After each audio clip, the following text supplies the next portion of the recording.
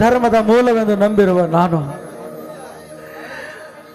ಅಯ್ಯೋ ದೇವರೇ, ಮಾರುತಿರಾಯ, ನೀನು ಸುಗ್ರೀವನಿಗೆ ಮಂತ್ರಿಯಾದಂತೆ ನಾನು ಕೂಡ ನನ್ನ ಮಾವ ರಮಾನಂದನಿಗೆ ಮಾತು ಕೊಟ್ಟಿದ್ದೇನೆ, ಈ ಮನೆಯನ್ನು ಉತ್ತಮರ ಮನೆತನವನ್ನಾಗಿ ನಿರ್ಮಿಸಬೇಕೆಂದು.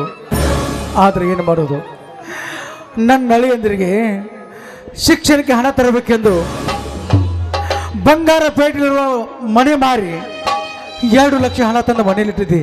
ಆದರೆ ಇವತ್ತು ಅದು ಕಳ್ಳರ ಪಾಲಾಗಿದೆ. ಹೇಗೆ ಮಾಡಲಿ ದೇವರೇ? ತಂದೆ ಸದಾಶಿವ, ಅತ್ತ ಗುರಿ ಇಟ್ಟದೆ, ಇತ್ತ ದಡ ನೋಡದೆ ನಳು ನೀರಲ್ಲಿ ಮುಳುವಂತಾಗಿದೆ ನನ್ನ ಪರಿಸ್ಥಿತಿ. ನೀನೇ ದಾರಿ ಕಾಯಿ ದೇವ, ನೀನೇ ದಾರಿ ಕಾಯಿ ಸದಾಶಿವ.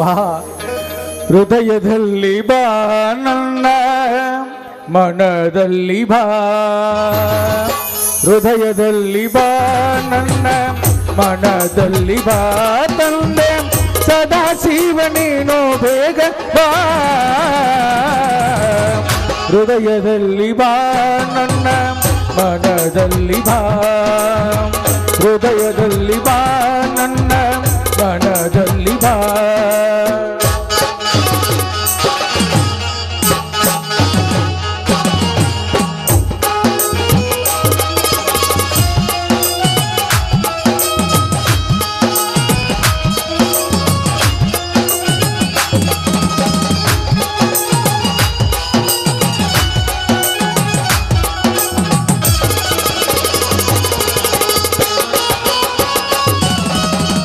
ದಾಸನಾಳ ಗ್ರಾಮದಲ್ಲಿ ನೆನೆಸಿರುವ ದೇವ ನೀನೆ, ಹೀನರ ಬಂದು ಕರುಣಾ ಸಿಂಧು.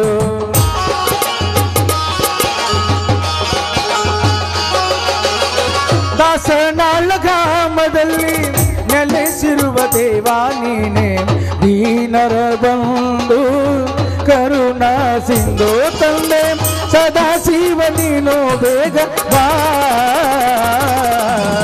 ಹೃದಯದಲ್ಲಿ ಬಾ, ನನ್ನ ಮನದಲ್ಲಿ ಬಾ, ಹೃದಯದಲ್ಲಿ ಬಾ, ನನ್ನ ಮನದಲ್ಲಿ ಬಾ.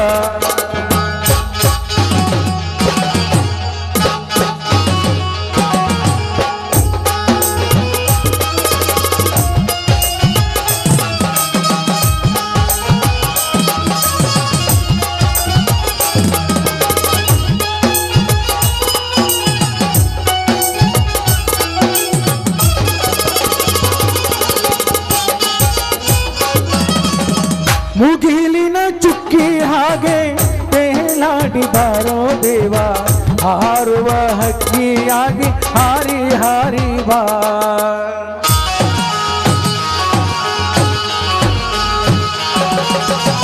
ಮುಗಿಲಿನ ಚುಕ್ಕಿ ಹಾಗೆ ತೇಲಾಡಿ ಬಾರೋ ದೇವ, ಹಾರುವ ಹಕ್ಕಿಯಾಗಿ ಹಾರಿ ಹಾರಿ ಬಾ ತಂದೆ ಸದಾಶಿವ, ನೀನು ಬೇಗ ಬಾ.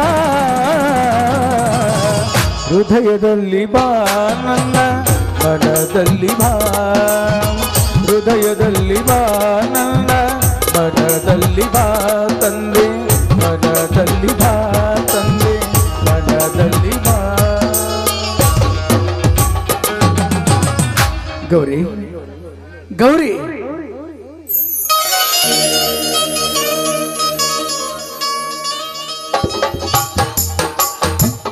ರೀ, ಯಾಕ್ರಿ 3 ದಿನವಾಯ್ತು ಊಟ ಮಾಡದೆ, ಒಂದು ಹನಿ ನೀರು ಕೊಡದೆ ಈ ರೀತಿ ಚಿಂತೆ ಮಾಡ್ತಾ ಇದ್ದೀರಾ? ಅದೇನಾಯ್ತು ಅಂತ ನಾನು ಮುಂದೆ ಹೇಳ್ಬಾರ್ದೇನ್ರಿ? ರೀ, ಮೊದಲು ಕಾಫಿ ತೆಗೆದುಕೊಳ್ಳಿ.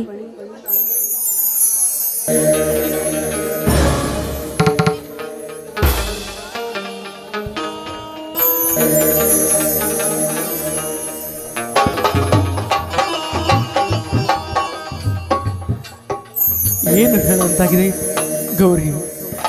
ಏನು ಹೇಳಲು ದಿಕ್ಕೆ ತೋಚದಂತಾಗಿದೆ ಗೌರಿ, ದಿಕ್ಕೆ ತೋಚದಂತ. ಸ್ವಾಮಿ, ನನ್ನ ಮುಂದೆ ಹೇಳಬಾರ್ದು ಅಂತ ನಿಮ್ಮ ಮನಸ್ಸಲ್ಲಿ ಅಷ್ಟೊಂದು ನೋವಿದೆ ಏನ್ರಿ? ರೀ, ನೀವು ಆ ವಿಷಯ ಹೇಳದೆ ಹೋದ್ರೆ ನನ್ನ ಮೇಲೆ ಆನೆ ಆಗಿದೆ ಗೌರಿ. ಆನೆ ಹಾಕ್ಬೇಡ ಗೌರಿ. ಅದೇನಾಗಿದೆ ಅಂದ್ರೆ, ನನ್ನ ನಳಿಂದರಿಗೆ ಸಿಟಿಯಲ್ಲಿ ಓದಲಿಕ್ಕೆ ದುಡ್ಡಿನ ಕೊರತೆ ಆಗೈತಲ್ಲ, ಅದಕ್ಕೋಸ್ಕರ ಬಂಗಾರ ಪೇಟೆಲಿರೋ ಸೈಟನ್ನು ಮಾರಿ 2 ಲಕ್ಷ ಹಣ ತಂದಿದ್ದೆ. ಆದರೆ ಆ ದುಡ್ಡು ಎಂದು ಎಷ್ಟು ಹುಡುಕಿರು ಸಿಗದಂತಾಗಿದೆ. ಯಾರೋ ಕಳ್ಳರ ಪಾಲಾಗಿದೆ ಗೌರಿ, ಕಳ್ಳರ ಪಾಲಾಗಿದೆ. ಸ್ವಾಮಿ, ಏನ್ರಿ ಇದು? ಏನು ಹೇಳ್ತಾ ಇದ್ದೀರಾ ನೀವು? ದಾನ ಧರ್ಮದಿಂದ ಉತ್ತಮರ ಮನೆತನ ಎಂಬ ಕೀರ್ತಿ ಪಡೆದ ಈ ಮನೆಯಲ್ಲಿ 2 ಲಕ್ಷ ರೂಪಾಯಿ ಕಳ್ತನ ಆಗಿದೆಯಾ? ಈ ಸತ್ಯವಂತರ ಮನೆಯಲ್ಲಿ ಸತ್ಯ ಪರೀಕ್ಷೆ ನಡೆದೇ ಹೋತಲ್ಲ ಸ್ವಾಮಿ, ಸತ್ಯ ಪರೀಕ್ಷೆ ನಡೆದೇ ಹೋಯ್ತಲ್ಲ. ಗೌರಿ, ಜೋರಾಗಿ ಸದ್ದು ಮಾಡಬೇಡ ಕಡೆ. ಪಕ್ಕದ ಮನೆಯವ್ರಿಗೆ ಗೊತ್ತಾದ್ರೆ ರಮಾನಂದನ ಮನೆತನದ ಮರ್ಯಾದೆ ಹಾಳಾಗತ್ತೆ. ಈ ಉತ್ತಮರ ಮನೆತನದ ಮರ್ಯಾದೆಗೋಸ್ಕರ ನಾನು ಯಾರ ಕೈ ಕಾಲು ಹಿಡಿದಾದ್ರು ಇನ್ನೂ 2 ಲಕ್ಷ ದುಡ್ಡು ತಂದು ಕೊಡ್ತೀನಿ. ಸುದ್ದಿ ಮಾಡಬೇಡ. ನನ್ನ ಹಳ್ಳಿಯಂದ್ರಿಗೆ ಹೇಗಾದರೂ ಮಾಡಿ ದುಡ್ಡಿನ ವ್ಯವಸ್ಥೆ ಮಾಡ್ತೀನಿ. ಹೌದು ಸ್ವಾಮಿ ರೀ, ಉಣಿಸಿ ತಿನ್ನಿಸಿ ಬೆಳೆಸಿದ ನನ್ನ ತಮ್ಮಂದಿರಿಗೆ ಈ ವಿಷಯ ತಿಳಿಬಾರ್ದು ಸ್ವಾಮಿ, ಈ ವಿಷಯ ತಿಳಿಬಾರ್ದು. ವಿಚಾರ ಮಾಡಬೇಡ ಗೌರಿ. ಯಾರ ಮನೆಯಲ್ಲಿ ಜೀತ ಇದ್ದಾದ್ರು, ಯಾರ ಕೈ ಕಾಲು ಬಿದ್ದಾದ್ರು ನಾನು ದುಡ್ಡು ತರ್ತೀನಿ. ನೀನೇನು ವಿಚಾರ ಮಾಡಬೇಡ.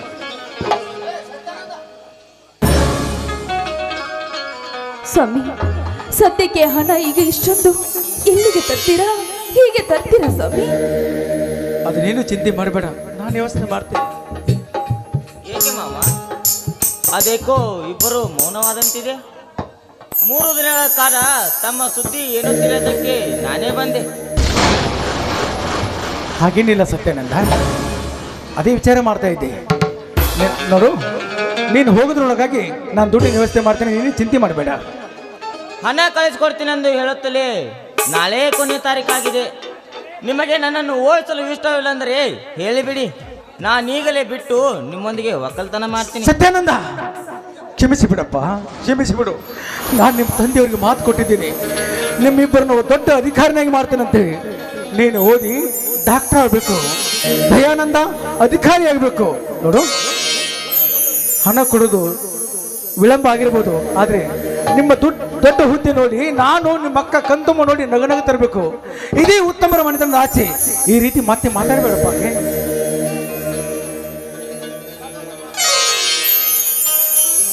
ಯಾಕೋ ತಮ್ಮ ಹೀಗೆ ಮೌನವಾಗಿ ನಿಂತು ಬಿಟ್ಟೆ? ಯಾಕಪ್ಪ? ನೋಡು, ನೀನು ಕಂಡ ಈ ನಾರಿಯರ ರಕ್ಷಣೆ ಯಾವಾಗ? ಈ ಸಮಾಜದ ಉದ್ಧಾರ ಆಗೋದು ಯಾವಾಗ? ನನ್ನ ತಂದೆ ಕಂಡ ಕನಸು ಕೀರ್ತಿ ಯಾವಾಗಪ್ಪ ನನಸಾಗೋದು? ನಿನ್ನ ಮಾವ ನಾನು ಆಶಾ ಅವಕಾಶ ನಿನ್ನ ಮೇಲೆ ಇಟ್ಟುಕೊಂಡು ಕುಂತಿದ್ದೇವೆ. ಹೇಳು ಸತ್ಯ, ಹೇಳು. ಕ್ಷಮಿಸಕ್ಕ, ನಿನ್ನ ಮಾತಿನಲ್ಲಿ ಸತ್ಯಾಂಶವಿದೆ. ದೇವರಂತ ಈ ಮಾವನ ಮಾತನ್ನು ನಾನು ಮೀರಲ್ಲ. ಕ್ಷಮಿಸಿ ಮಾವ. ನೋಡಿ ಸತ್ಯಾನಂದ, ನನಗೀಗ ಅತೀವ ಸಂತೋಷವಾಗುತ್ತೆ. ನಾನು ನನ್ನ ಮಾವನಿಗೆ ಕೊಟ್ಟ ಮಾತು, ನಾನು ನನ್ನ ಮಾವನಿಗೆ ಕೊಟ್ಟ ವಚನ ಪರಿಪಾಲಿಸಿದೆ ಎಂಬ ಸಂತೋಷ ಆಗ್ತಾ ಇದೆ. ಈಗ ನಿನಗೆ ದುಡ್ಡು ಕಳಿಸೋದ್ರಲ್ಲಿ ವಿಳಂಬ ಆಗಿದೆ. ನೋಡು, ಯಾವುದೇ ಕಾರಣಕ್ಕೂ ನಿಮ್ಮಿಬ್ಬರ ಶಿಕ್ಷಣ ಅರ್ಧಕ್ಕೆ ನಿಲ್ಲಬಾರ್ದು. ಅದಕ್ಕೋಸ್ಕರ ನಿಮ್ಮ ತಂದೆಯವರು ನನಗೆ ಪ್ರೀತಿನ ಹಾಕಿದ ಈ ಬಂಗಾರದ ಕೋಚವನ್ನು ಮಾರಿ ನಿನ್ನ ಶಿಕ್ಷಣ ಮುಂದುವರಿಸಪ್ಪ.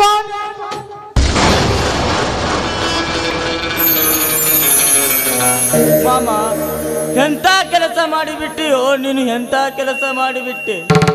ನಾನೇ ನಿತ್ಯ ನಿನ್ನ ಪಾದ ಪೂಜೆ ಮಾಡಿ ಆಶೀರ್ವಾದ ಪಡೆಯಬೇಕಾದರೆ ನನಗೆ ಆಶೀರ್ವದಿಸುವ ಈ ನಿನ್ನ ಕೈಗಳು ಎಂದು ನನ್ನ ಕಾಲು ಹಿಡಿದವೆ.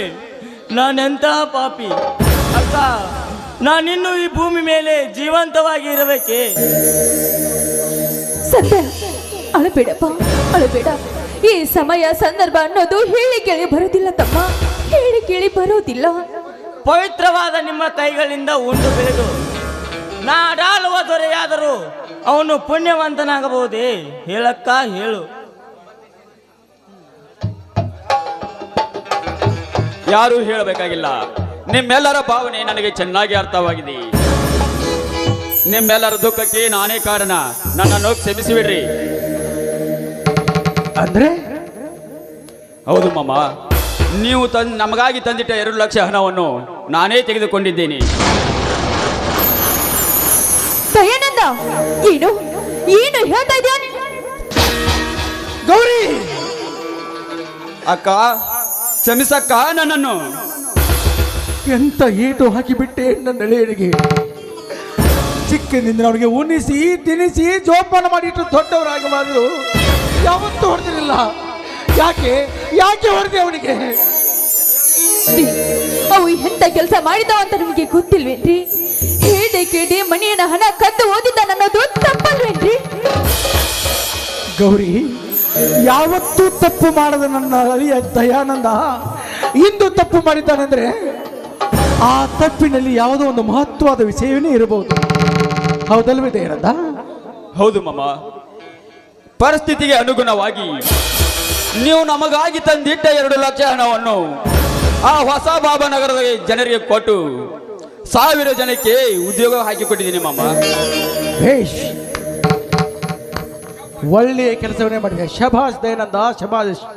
ನಿಮ್ಮ ತಂದೆಯ ರಕ್ತ ನಿನ್ನಲ್ಲಿ ಹರಿತಾ ಇದೆ. ನಿಮ್ಮ ತಂದೆಯರ ಒಳ್ಳೆಯ ಗುಣವನ್ನೇ ನೀನು ಮುಂದೆ ಪಾಲಿಸ್ತಾ ಇದೆಯಾ. ನೋಡಿದ್ದೇನೆ ಅವನ ನಿಷ್ಕಲ್ಮಶವಾದ ಮಾತವನ್ನ. ಅದಕ್ಕೆ ಅಂತಾರೆ ಪ್ರತ್ಯಕ್ಷ ಕಂಡ್ರು ಪ್ರಮಾಣಕರಿಸಿ ನೋಡು ಅಂತ. ಎಂತ ಒಳ್ಳೆಯ ಕೆಲಸ ಮಾಡಿದಾನೆ ನನ್ನ ಅಳಿಯ. ಅಷ್ಟೇ ಅಲ್ಲ ಮಾಮ, ತಮ್ಮನ ವಿದ್ಯಾಭ್ಯಾಸಕ್ಕೆ ದೇವರಿದ್ದಾನೆ.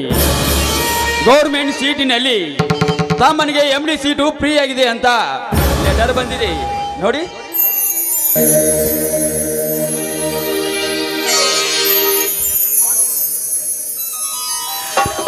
ನೋಡು, ಸಾರ್ಥಕ ಆಯ್ತಪ್ಪ, ಸಾರ್ಥಕ ಆಯ್ತು. ನಿನ್ನ ಒಳ್ಳೆಯ ಗುಣ, ನೀ ಮಾಡಿದ ಉಪಕಾರ ಆ ಬಡವರಿಗೆ ತಟ್ಟಿ ಆ ಬಡವರ ಆಶೀರ್ವಾದ ನಿಮ್ಮಿಬ್ಬರ ಮೇಲೆ ಮುಟ್ಟಿತು. ಅಂದಮೇಲೆ ನೀನು ದೊಡ್ಡ ಅಧಿಕಾರಿಯಾಗಿದೆ. ನನ್ನ ಸಣ್ಣಳಿಯ ಸತ್ಯಾನಂದ MD ಮಾಡಿ ಡಾಕ್ಟರ್ ಆಗೇ ಆಗ್ತಾನೆ, ಇದರ ಸಂಶಯನೇ ಇಲ್ಲ.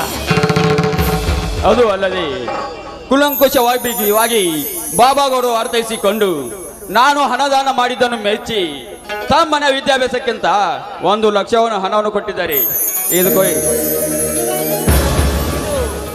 ಇದು ಆಗಲೇ ಅಕ್ಕ ಕೇಳಿದ ಹಾಗೆ ಸತ್ಯವಂತರ ಮನೆಯಲ್ಲಿ ತತ್ವ ಪರೀಕ್ಷೆ ನಿಜ.